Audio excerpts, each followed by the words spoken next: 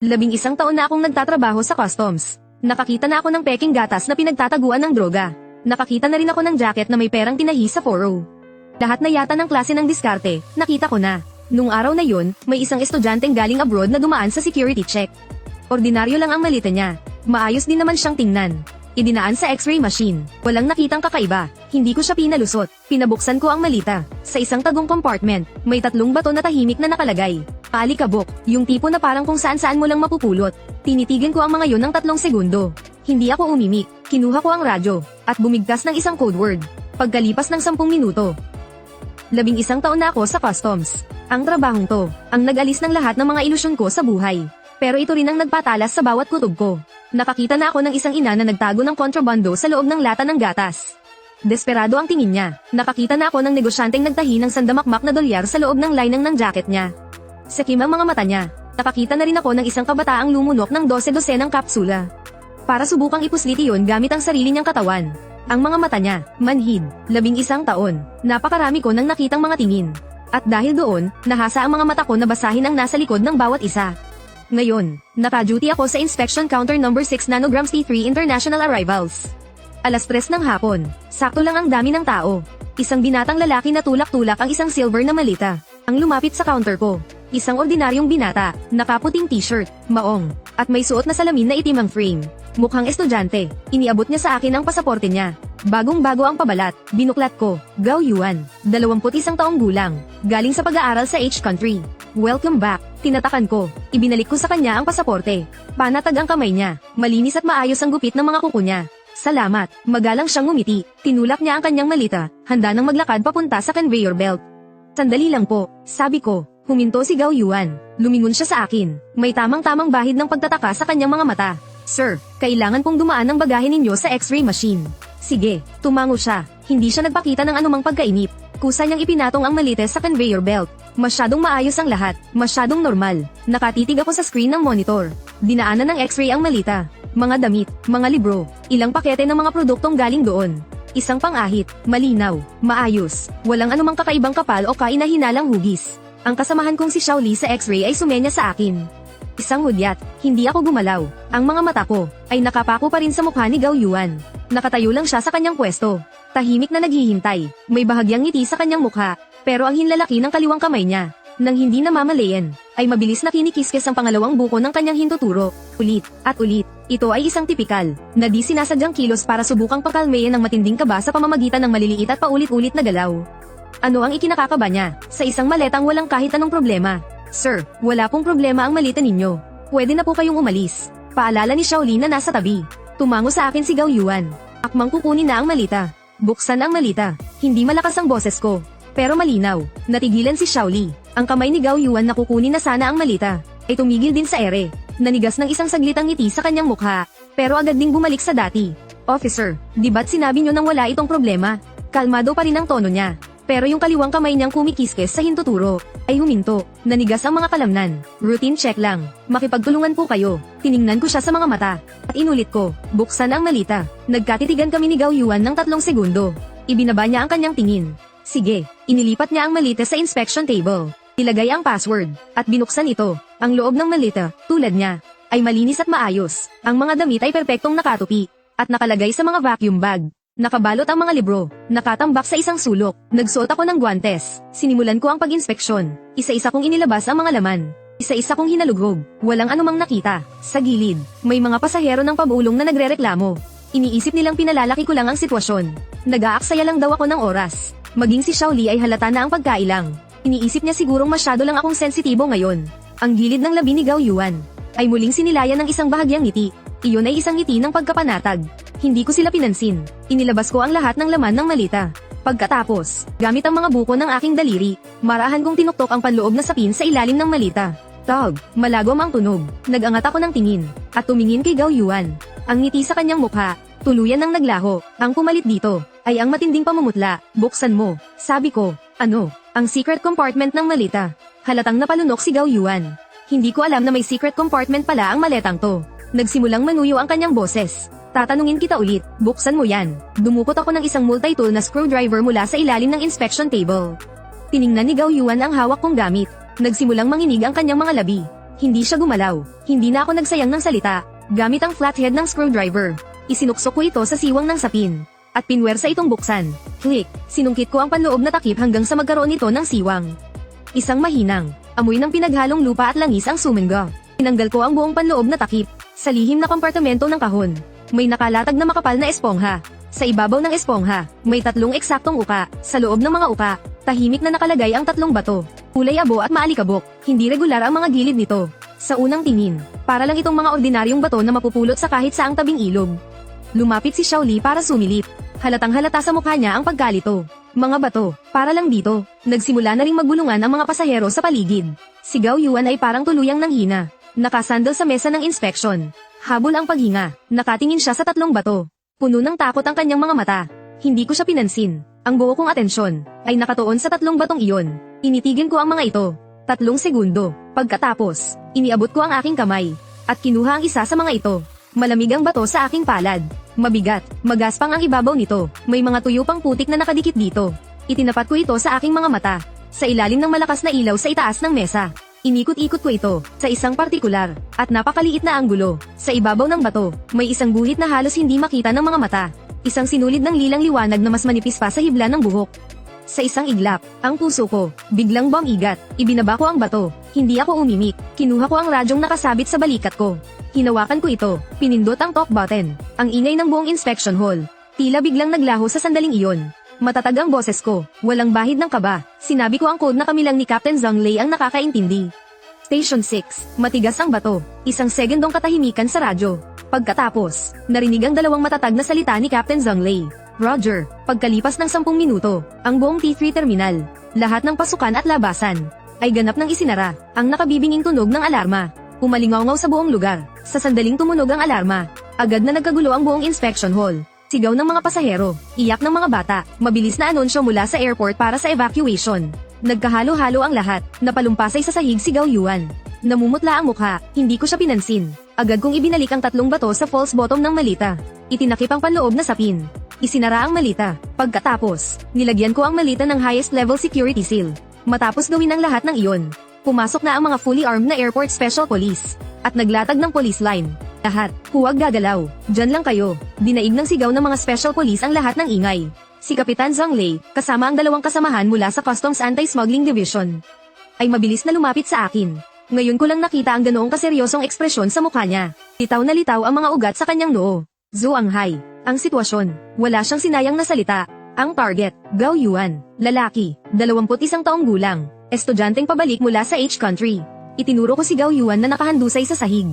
Ang suspect item, ang 3 bato sa secret compartment ng malita niya. Itinuro ko ang silver na malita.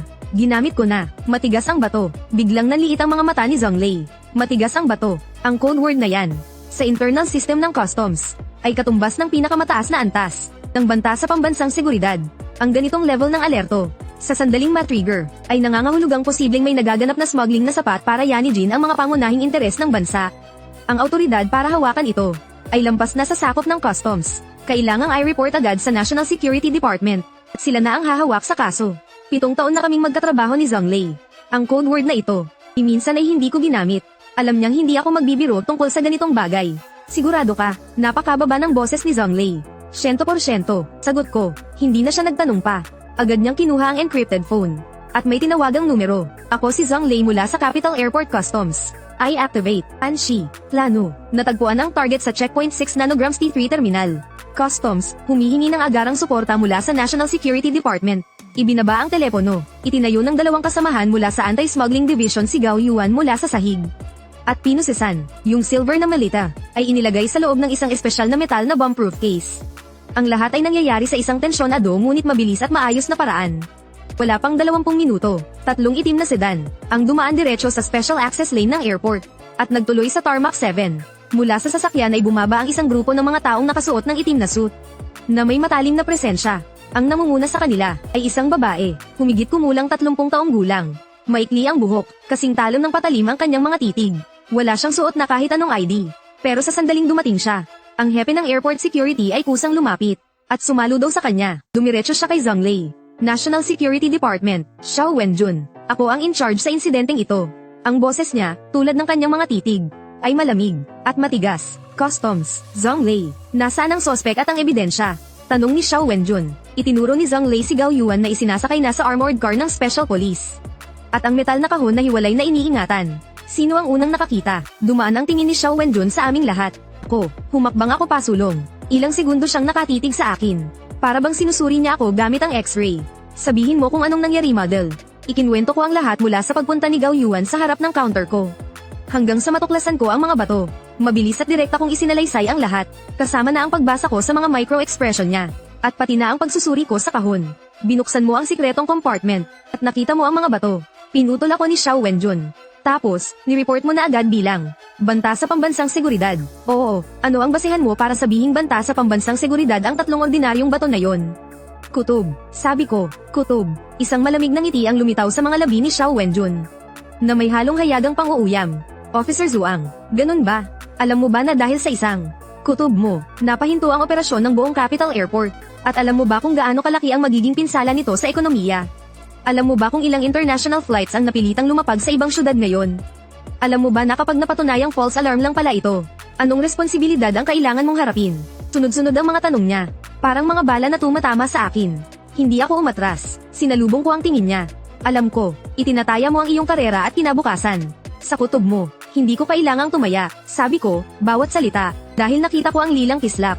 Lilang kislap, kumunat ang noon ni Xiao Wenjun. Sa isang partikular na anggulo sa ilalim ng malakas na ilaw. May isang sinulid ng lilang ilaw na kumislap sa ibabaw ng bato. Napakapino, pero nakita ko, sinasabi ko ang totoo. Ito, ang tunay na dahilan kung bakit ako nagtaas ng pinakamataas na alerto. 3 taon na ang nakalipas. Ang mentor ko, si dating Customs Chief Lin Haidong, ay namatay sa isang anti-smuggling mission sa border. Ang naharang nila noon, ay isang bagong uri ng kontrabando na nagpapanggap bilang ordinaryong bato. Pagkatapos noon, sa isang internal na pagpupulong, nakita ko ang description ng kontrabandong yun. Ang pinaka-material nito, kapag tinamaan ng isang partikular na uri ng ilaw, ay naglalabas ng kakaibang, kulay ubeng sinag. Pagkatapos ng insidenteng yun, matigas ang bato, ang code word na yan. Pati na rin ang nasa likod nito.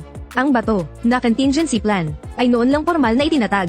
Ang mga taong nakakaalam ng detalyeng ito, sa buong sistema ng customs, ay hindi lalagpas sa 5. Isa na roon si Zonglei.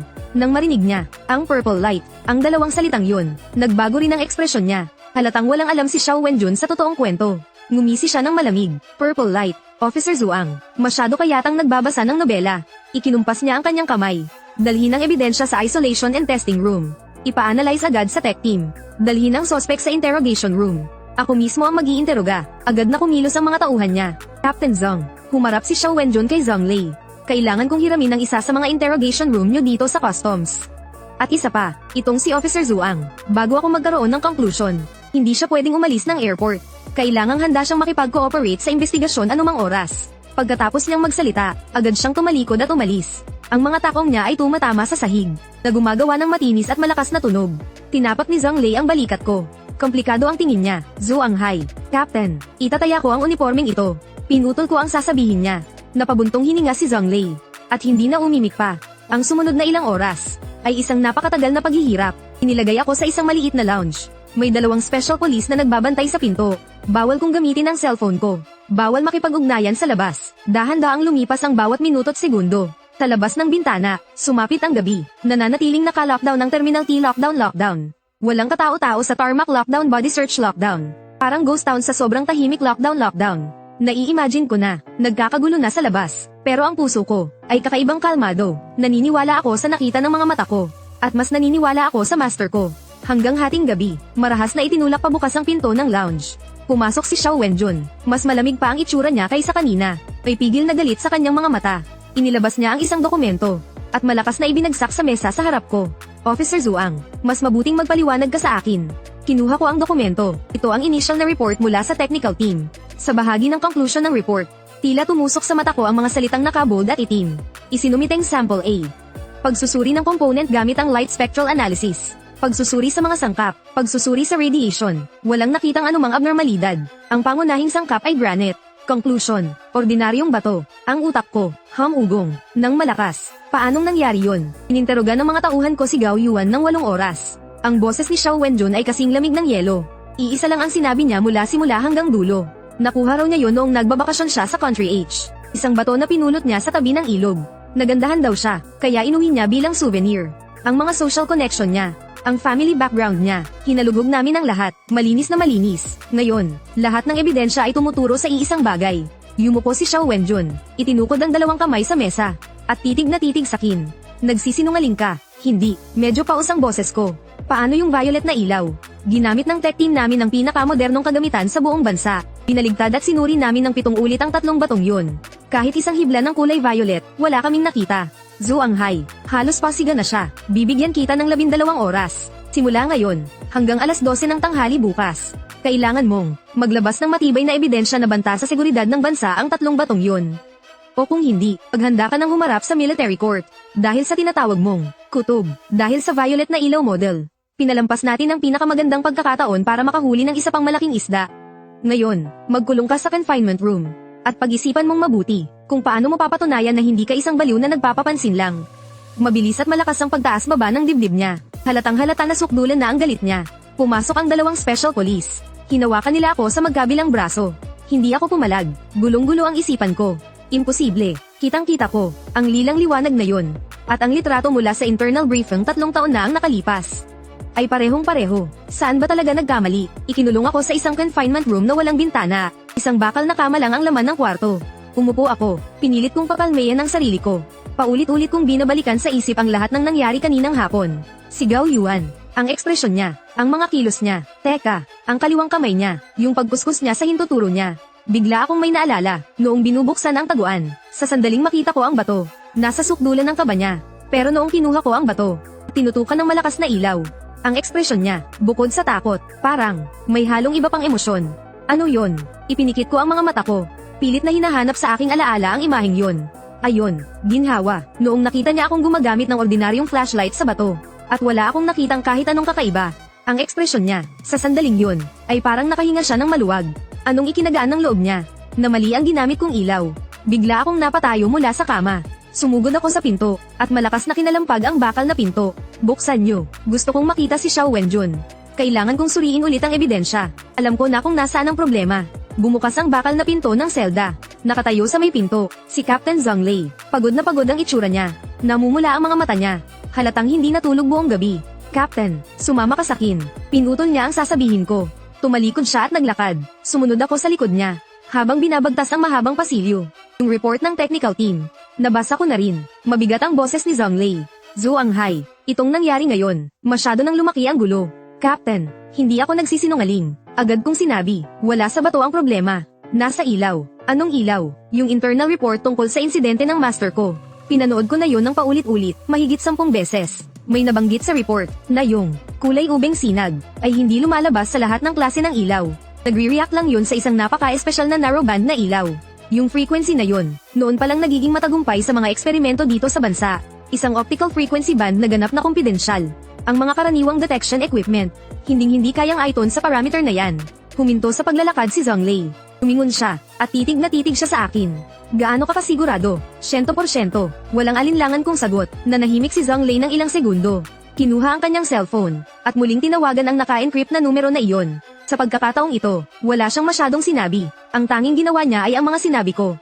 Inulit niya ng eksakto. Sa kabilang linya, tila na nahimik din. Bigyan niyo siya ng 1 oras. Pagkaraan ng mahabang katahimikan, narinig mula sa telepono ang malamig na boses ni Xiao Wenjun. Hihintayin ko siya sa isolated detection room. Sa loob ng isolated detection room, napakabigat ng tensyon sa paligid, halos masasalat mo na sa hangin. 3 bato, ang tahimik na nakalatag sa ibabaw ng puting-puting operating table. Ilang technician na nakasuot ng puting research uniform, ang nakatayo sa isang tabi. Ang tingin nila sa akin, ay puno ng pagdududa at pangmamaliit. Nakahalukip-kip si Xiao Wenjun, nakatayo sa anino sa isang sulok. Officer Zhuang, pwede ka nang magsimula. Sa kanyang tono, walang bahid ng anumang emosyon. Kailangan ko ng isang tunable laser emitter. Ang wavelength range nito ay kailangang umabot hanggang sa far ultraviolet band. Sabi ko, isang technician ang humadyotet. Boy, alam mo ba yung pinagsasabi mo? Far ultraviolet pa kamo. Akala mo ba sci-fi lab to? Gawin ninyo ang sinasabi niya. Malamig na nagsalita si Xiao Wenjun. Kahit na mukhang napipilitan lang yung technician. Naghanda pa rin siya. Hindi nagtagal. Isang sopistikadong aparato ang itinulak palapit. Ito na ang, sa abot ng aming autoridad. Pinaka-advanced na gamit. Pabalang na sinabi ng technician. Ang pinakamababang wavelength nito ay aabot sa 100 nanometer. Sapat na siguro yan para sa'yo, ano? Tumango ako. Lumapit ako sa harap ng aparato. Pinatay ko ang lahat ng karaniwang ilaw sa testing room. Inilipat ko ito sa all black mode. Isa-isang namatay ang mga ilaw. Umagsak sa kadiliman ng buong testing room. Tanging ang malamlam na berdeng ilaw mula sa screen ng aparato. Ang tumatama sa mukha ko. Huminga ako ng malalim, at sinimulang i-adjust ang wavelength. Mula sa 760 nanometer ng visible light. Dahan-dahan ko itong ibinaba. Pulang ilaw, kahel na ilaw, dilaw na ilaw, berdeng ilaw. Ang tatlong bato sa operating table ay walang anumang ipinagbago. Mukha pa ring kulay abo at maalikabok. Nagsimula nang mamasa ang noo ko sa pawis. Ang halakhak ng technician sa tabi ko ay lalong lamilinaw. Sabi ko na nga ba, nagpapanggap lang. Maging si Xiao Wenjun ay kumunat na rin ang noo. Tila nauubos na ang kanyang pasensya. Hindi ko sila pinansin. Nagpatuloy ako sa pagbaba. 400 nanometer, 300 nanometer. Pumasok na sa ultraviolet band. 250 nanometer. Officer Zuang, paubos na ang oras mo. Ang boses ni Xiao Wenjun, parang panawagan ng kamatayan. Nagtiimbagang ako. Matatag na iniikot ng mga daliri ko ang pihitan. Nang ang pihitan ng wavelength ay eksaktong tumama sa isang marka. 217 nanometer. Ito na nga ang numero.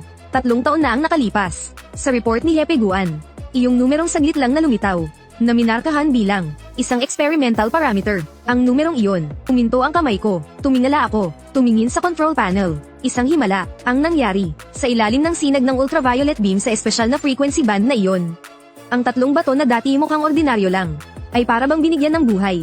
Ang loob ng mga ito ay nagliwanag, hindi mabilang naman ng ipis, masasalimuot, at tila siningning ng kalawakan ng mga hibla ng lilang liwanag. Ang dahan-daang dumadaloy sa loob ng mga bato, na naghahabi para maging isang three-dimensional network na hindi kayang maabot ng imahinasyon sa sobrang pagkakomplikado. Hindi iyon mga bato, iyon ay gawa sa purong liwanag.